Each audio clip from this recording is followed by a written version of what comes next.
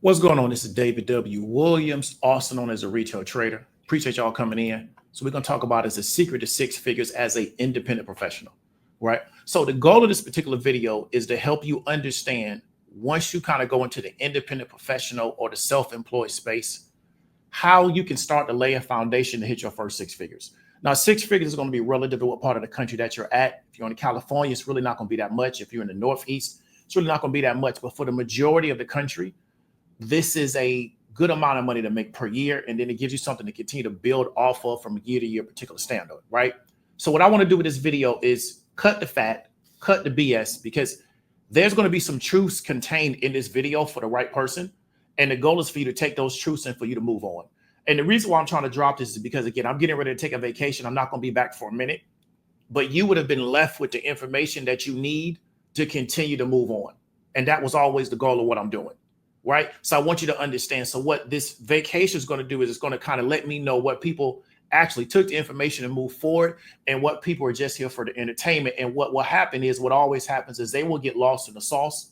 Something will become more entertaining to them and they will go down that particular rabbit hole. But the information that they were supposed to have been given, the alarms that they should have been given to let them know what was going on, they were given those alarms. Right. I'm going to get a little bit later into that later this month.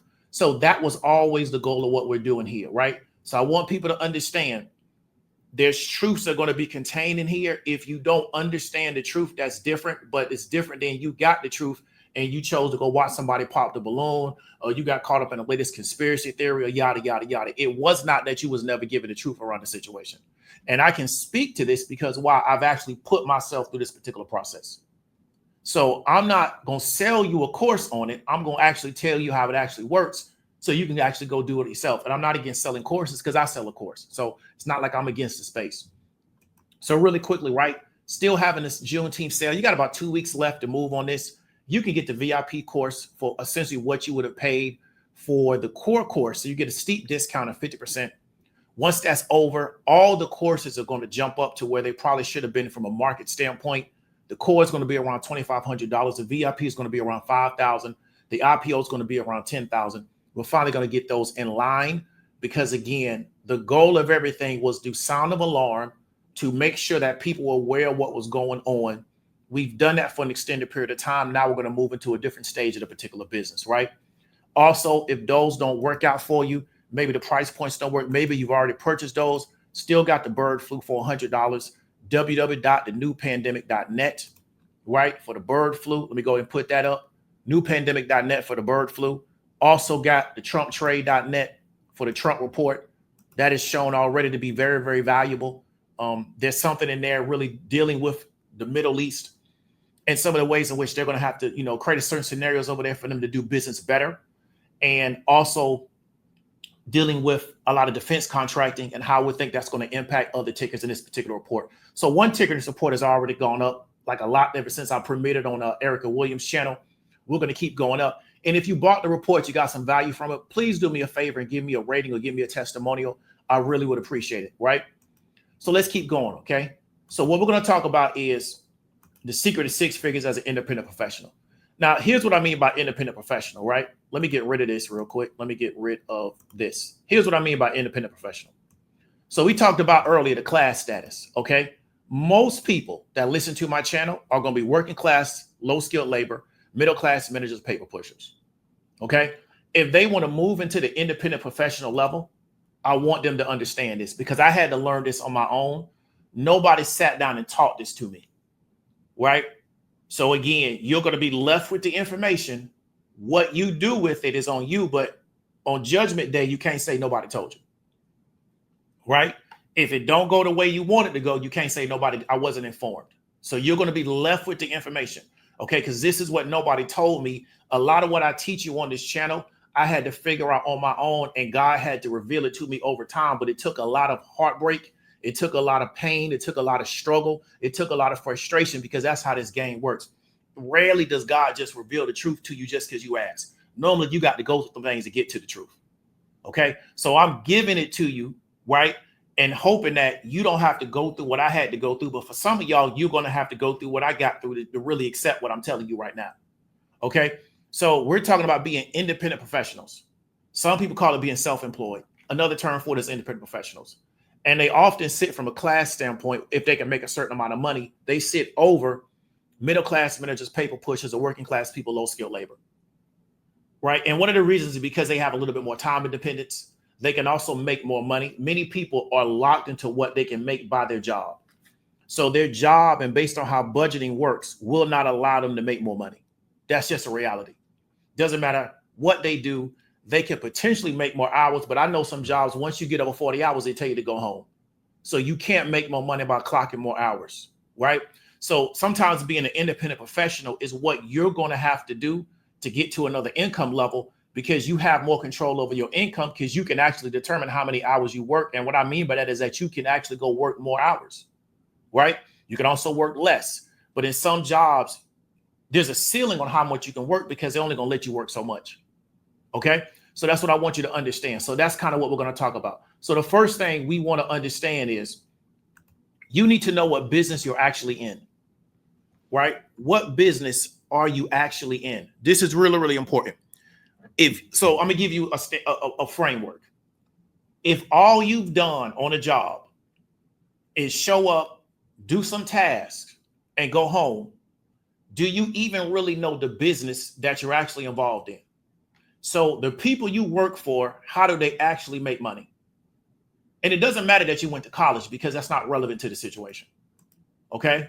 So again, if you show up on a job and you do some tasks, right, and then you go home, do you know what business, right, that you're actually in based on who you work for? So let's say you work in healthcare, and let's say you're a radiology nurse. Okay, what business are you actually in? Right? What's the business? So because of how this system is set up, and because of what we call differentiation of labor and specialization of labor, many people do jobs, but they really don't know what the real business that they are in. So here's the problem.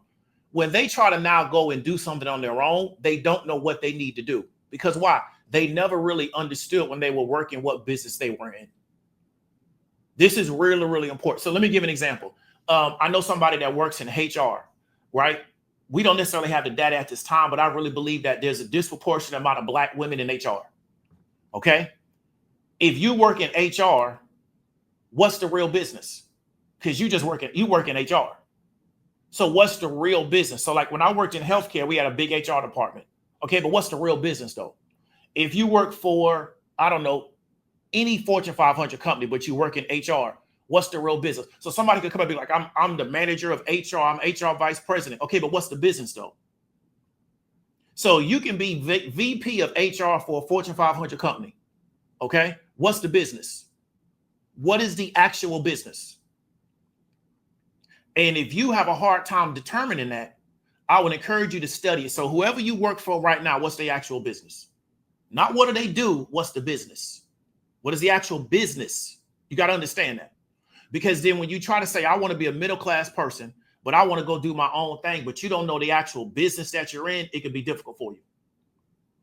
And so this is why there's a lot of confusion in the marketplace, and a lot of people get sold into bad deals, and they get very discouraged because they never understood from the gate what the actual business was that they were in. Okay. So this is really, really important, right? So I don't want you to just, go to the next thing. I want you to sit down and say, what business am I actually in? I work a job for somebody. What do I do? Not what do you do to make your money? No, what's the actual business? Because they can have you doing anything, right? So you could be in the military and you can work in motor pool, but that's not the business of the military, right? You could be in the military and you could work in a hospital. That's not the business of the military though. That's just something you do in the military. The military got a very specific business. So you need to understand what business are you actually in. And I think that's what a lot of people are challenged with. They've never taken the time to do it. So then when they now try to do their own thing, they don't know what to do because they don't know the business that they're actually in. Okay. So that's what I want people to understand. Next thing they got to understand is, how do I make money in this? So if I want to go do my own thing as an independent professional, as a self-employed person, how do I make money in what I'm doing? Well, I don't know that if I don't know the business that I'm in. So one leads to the next. If I neglect learning the business that I'm in because I get distracted, something else becomes more important, I don't want to do the work to find it out. Then I now can never answer, how do I make money in it? Right? How do I make money in what I'm doing? Okay. So this is what I want you to understand. So let me give an example of what I mean. So here's like this particular MLM deal. Okay. All right. So this is not about being for or against MLMs. Right. I know a lot of people have a Pavlovian reaction to the MLM space for whatever reason. It's not about that. But these are the products in this particular MLM deal, whatever deal it is. Okay. So we're going back to what business are you in? How do you actually make money? Okay. If you're in an MLM deal, how do you actually make money? Where is the real money made? Right? What's the real money made in the MLM deal? Okay. Because if you look at this company's own information, they don't give you sales information. So we have a product company, product MLM, but when you go to their own information around their product, they tell you customers, life changers, samples distributed, but they never give you sales revenue. They don't even give you like the fake MLM sales revenue where like I'm an 8-figure guy. They don't even do that. They just give you customers, life changers, and samples. There are a lot of private businesses that can give you their sales revenue, right? They kind of use that to market themselves. So that's what I want you to understand. When you don't know what business that you're actually in, I'm sorry about that. When you don't know what business that you're in, then you therefore don't know how you make money and what you're doing. So if you're in one of these deals, how do you actually make money? Where's the money coming in from? Right? So an example would be this person, I'm not advertising them, I'm just using them as an example. They got a Shopify site. They sell women's products, right? Women's nails, whatever. Okay. What's the business? Is selling this stuff. That's the whole business. There's not like something else attached to it. And then we go, no, the whole business is this. So one of the reasons why people struggle in the MLM space, because they don't really know, it's really not about this. It's about something else. Right? And I would tell you that most people that join MLMs don't really want to make money, because people that are really good at what it takes to be good in the MLM, there's more money to be made doing other things. And people don't understand that. If you're really good at what it takes to be good in the MLM, you can make a lot more money doing other stuff. Like you can make a lot more money in B2B sales, like a lot more. So it just takes a certain type of person that even wants to be really good in the MLM. Because if you really have the skills to really make it work in the MLM, you really don't have to do an MLM. You can do other things to make more money. Another example, you can get sold on being like an insurance agent. So this is on my YouTube. Okay. You remember this guy, his wife, they was a 6 streams of income, yada, yada, yada. You know, he's still around doing his thing, right? If you're an insurance agent, what is the actual business? What business are you actually in? Not what you're sold on to become an insurance agent. No, what's the business? Because there's 2 businesses in insurance, right? So there's the actual business of insurance and how they actually make money, and then how you make money as an agent. So what's the actual business? And then how do you make money in it? So you can ask a lot of people in the insurance space, what's the actual business? They can't tell you. They can tell you what test they passed, but they can't tell you what the actual business is. They can just tell you what test they passed, but they can't tell you what the business is. So then how do I make money in it?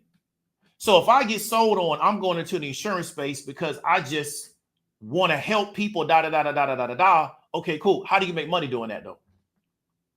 Next question you want to ask yourself is what drives in the revenue?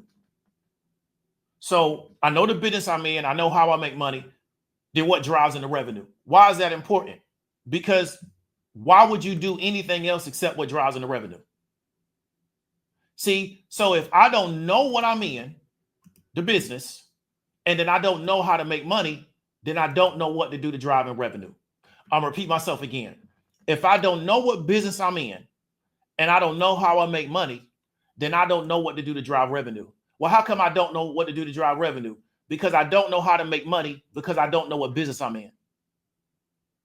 So because I don't know what business I'm in, I don't know how to make money, which means I don't know how to drive in revenue. See what I'm saying? So what I try to help people do is understand what business are you actually in? How do you make money? What drives in revenue? And it doesn't matter that can separate you from making zero money to making $20,000 a year and what you got going on. It's not about making $1 million a minute, like what some of these people is telling you. It's just about that can separate you from making zero money to not making 20 grand a year. Then you can continue to build up off that 20 grand. Okay. So then once we figure that out, then the next question we want to ask ourselves is, what do I need to focus on to drive in revenue? So now I know what business I'm in. I know how I make money. I know what drives in revenue. Then what do I need to focus on to drive in the revenue? Right? That's what I need to focus on. So then what things do I need to focus on to drive in revenue? So if I know, hey, I'm an insurance agent and I know what business I'm in, right? I know how I make money and I know what drives in revenue. Then what do I need to focus on to drive in the revenue as an insurance agent? Because taking another test may not drive in revenue, right? Because you can take all the tests and can't make money. So getting another test and getting certified or licensed to sell this particular product doesn't mean you're going to make money, because how does that drive in revenue? So if I don't know what drives in revenue, I can have all the state licenses for insurance and still make no money, because that's not what drives in the revenue. You understand what I'm trying to tell you? See, so you really got to understand the fundamental pieces around what you're doing, or else you will get involved in activities that are never going to drive in revenue. And then so then you're doing these activities, but you're not driving in any revenue. So then what are we doing the activities for? If we want to do charity, we don't need to start a business. We can just go do charity. If we want to volunteer, we don't need to start a business. We can just go volunteer. You don't need to start anything to do those things. So then that's why we have to understand what we need to be doing. Next thing, if you do not want to sell, why are you in business? Okay. If you are the kind of person where you have an aversion, by aversion, I mean, I have this negative feeling around sales, why would you go into business? So here's what you can do. Here's a solution, right? Because we want to make sure you leave with a solution. You don't like sales. You don't like asking people for the sale. You don't like selling people things. You don't like doing what I do at the top of the show and trying to get people to buy stuff. You don't like that. Makes you feel weird. Cool. Here's what I would encourage you to do. Go and get the highest level of education that you can get and join somebody else's business. And then you facilitate the service after they've already made the sale. So let me give an example. You can go learn a very, very highly skilled medical profession, and the people on the front end will sell the service, and then you go deliver the service. And because you're so highly skilled, they pay you a lot of money. Or you could go learn how to repair stuff in the tech space, and somebody on the front end will sell the service and you go deliver the service. And then because you're so highly skilled, you make a lot of money, right? It's a real easy way to make a lot of money. And then you don't never have to worry about sales. But I would never go into business and I have a negative perception of sales. I would never do that, because why? Again, how do you make money and how do you drive in revenue if you do not want to sell? So if you have this negative perception of sales, I would never go into business, which means that what? Being an independent professional or being a successful business owner is just not for you, right? They're most likely, unless you go become like a neurosurgeon or a surgeon or something like that, there's going to be a ceiling on your income. You may have to try to figure out how to break through that ceiling through investment, things of that nature. But even if you go into real estate, you're still going to have to sell, or you're going to have to pay somebody to sell for you, right? So there's going to be some type of sales going on, right? So that's a solution to people that their attitude is, I just hate sales. I don't want to have to do anything with sales. Then go get the most amount of education that you can get to have somebody pay you the most amount of money, because you're providing a service in their business that they sold to somebody else. Okay. So let's talk about things, focusing on things in your business to really try to figure out how to be successful. What I would encourage you to do is focus on short-term money. So you got short-term money. What activities, what do I need to focus on to drive in the revenue, right? That's going to be short-term. What's going to be the short-term revenue? Short-term revenue, look, anything under 6 months, right? Because we don't want to get caught up on a longer sales cycle. So from 6 months to today, or from today to 6 months, what can I focus on that's going to bring the revenue in? Okay. Next thing, midterm. What can I focus on from 6 months longer out, right? A year, year and a half, that's going to bring in money. Third, long term, past that, what can I focus on to bring in money? If that makes sense, let me hit a 1 in the comments, right? If anything I said makes sense so far, give me a 1 in the comments. And hit me with a like too if you got a chance. Those likes are for free.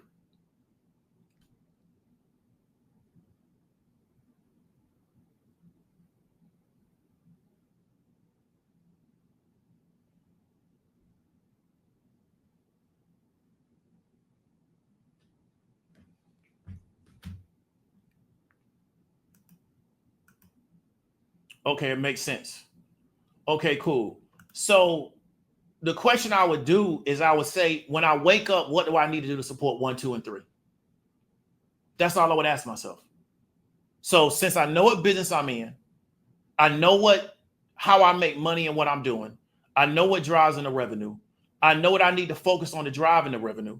Then when I wake up, I say, what do I need to do to support short-term, mid-term, and long-term? What do I need to do? So what do I need to do to support that? This will avoid you waking up and you just not doing anything. Because a lot of people, again, you go into the self-employed space, you go into the independent professional space, and you're doing a lot of things that are never going to support 1, 2, or 3, which is how do you bring in short-term, mid-term, and long-term revenue. You're doing a lot of things, but you're not doing anything that's going to bring in revenue. The question is, what business are you in? Because if you need to bring in revenue, why do things that don't bring in revenue? So you're still thinking like a task person on your job, where I'm not responsible for revenue. If you're an independent professional, you're 100% responsible for revenue. In fact, the buck stops with you as far as revenue. You can't blame it on nobody else. So you're responsible for revenue. That's why I told you, a lot of y'all need to give up the dream and just figure out, where can I go with my skill set or my professional skill set, and who's going to make me the most money. I know a brother that was working in Lakeland, Florida. He does anesthesiology. Is that how you pronounce it? He does anesthesia. Okay. He was making X amount of money in Lakeland. He moved to Vegas. He makes way, way, way more money. Because why? There was a shortage of people in Vegas that could do anesthesia. So they paid him like relocation fee, all that. He made big bread out there. He took that money, put it into properties. Because he doesn't want to be concerned with revenue. He would let hospital management, let them worry about revenue. I just show up and do my job. But because of my skill set, because of my training, because of my commitment to excellence in my profession, I make a lot of money. So he probably make more money than me, right? So you got to understand is that many of you think the solution to your problem is business, but I'm here to tell you, if you do not want to sell, you're going to have an issue.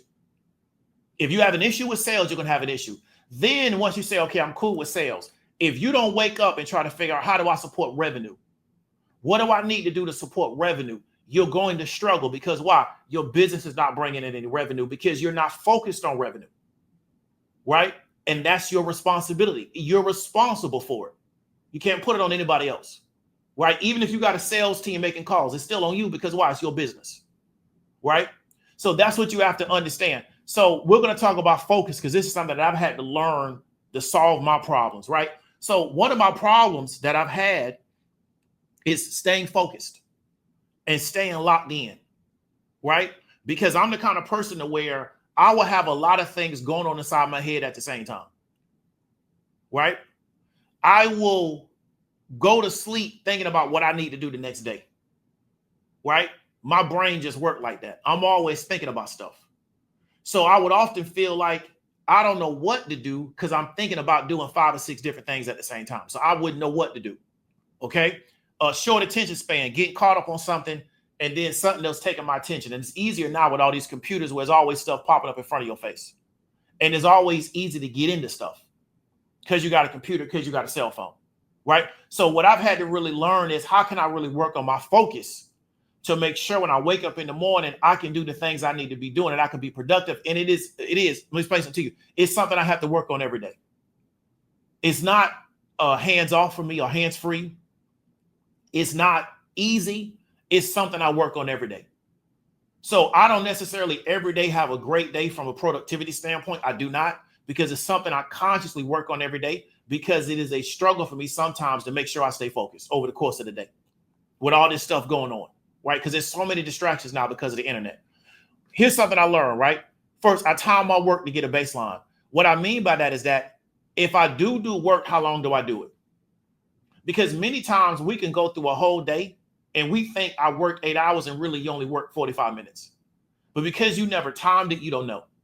So if I'm doing any work, let me time it to see how much work I'm actually doing. Right? It's really, really important, because a lot of times over the course of a day, we can think we've done some work. We really didn't do anything. We just essentially just did a lot of different activities, but we didn't do any work to support, right? 1, 2, 3. We did nothing to support 1, 2, 3. Right? So sometimes supporting 1, 2, 3 may be reaching out to people and asking them for a sale. It may be going on your social media and putting up an offer to get people to do business with you, right? That may be supporting 1, 2, 3. So what do we do to drive in revenue for that day? Because often, because we don't want to hear people say no, or we're worried about people going to feel a certain type of way that we're trying to sell them something, we will avoid doing 1, 2, 3 and do a lot of other stuff. But again, how does that drive in revenue? How does it drive any revenue into the business, right? Then I time my work to get a baseline. I'm sorry. I use an alarm to transition. So if I'm working on something like right now, I have an alarm of when I need to get off this because I got to do something at 3 o'clock. Right? So if I'm doing any work, I say, let me set an alarm to work for 30 minutes. And I work for 30 minutes and I have the alarm go off. That'll transition me into the next thing. Right? So I know how long I've been working. I use an alarm to transition. Another thing I do a work block and I time it. So I say, I'm going to work for an hour and I time it. Well, I'm going to work for 30 minutes and I'm timing it. And so I can monitor myself a lot easier within that block of time than I sometimes can over the course of a day. See what I'm saying? So my day can't be, I just do what whatever just comes up, I just do it. That don't work for me. I got to have it to where I know what I'm going to do and I'm measuring it so I can understand that I do anything that day. Because a lot of people struggle is, again, they're going through a whole day and they're not doing anything, but they're just doing a lot of activities. Right? But they think they did something that day. Because again, some jobs allow you just to come to work and play around for 8 hours. And as long as they don't fire you, you think it's good. If you try to do that as an independent professional, it's not going to work for you. You have to be doing very specific things that are driving revenue into your business. Right? Don't mean that's all you got to do all day, but you have to do some of those things because you need revenue. Okay? So that's what you have to understand. So next thing is my own personal belief. 15 minutes of work and 2 hours of play is better than 4 hours of being distracted. I would prefer somebody to lock in for 15 minutes and then just go play for 2 hours. Then do 4 hours of just being distracted, but act like you're working. Right? Because we can always take the 15 minutes and expand that to 16 minutes, then 17 minutes, then 18 minutes, then 19 minutes. Right? You can always do that. Okay? But if you spend 4 hours of just doing nothing, but you think you're working, that's a problem. And everybody can't work straight 4 hours. So I knew a dude when I was in college, this African dude who was real good at math. And I was like, man, how you just so good at math? He like, oh man, I study for 3 hours every Sunday. I can't study for 3 hours straight. I cannot. Like I literally can't. Like, let me explain something to you about me. If I try to watch a movie and it's not really, really, really good, I can't sit down and watch it. Like people that don't know me, this is what I do. I'll watch half a movie, get up and go do something else. Like people can't do that. A lot of times people can't come back to a movie. I can. I'll take a movie, I'll watch half of it, leave and come back like next week and watch the second half. I can't sit down for 2.5 hours and watch a lot of stuff. I just can't. I get too agitated. I got to do something else. So I learned in college, if I study for 30 minutes and just go BS for 2 hours, because I know I'm only going to do 30 minutes and I'm going to do whatever I want to do for 2 hours, I can lock in for 30 minutes and get more done in those 30 minutes than trying to make myself sit down and do 4 hours of study. Because I'm not going to do it. I'm going to do this. I'm going to do that. I'm going to look at this. I'm going to read that. And then 4 hours later, I do nothing. So I would rather have somebody say, I'm going to do 15 minutes of work. Right? And then you do whatever you want to do for 2 hours. Because at the end of the day, we might can get a good hour work out of you. And then we can always build up on that. Then to say, I'm going to work all day and then all whole day you do nothing. Take a 3-hour lunch. You play the game for 2 hours. Because you waiting to feel like doing something. And sometimes that can be hard. And I'm going to talk about that later. So to me, you got to kind of condition yourself to just say, I'm going to be really, really focused right now for a short amount of time. And I can always extend it than to spend the whole day just bouncing back and forth. And again, you're not doing things that are going to bring in any money.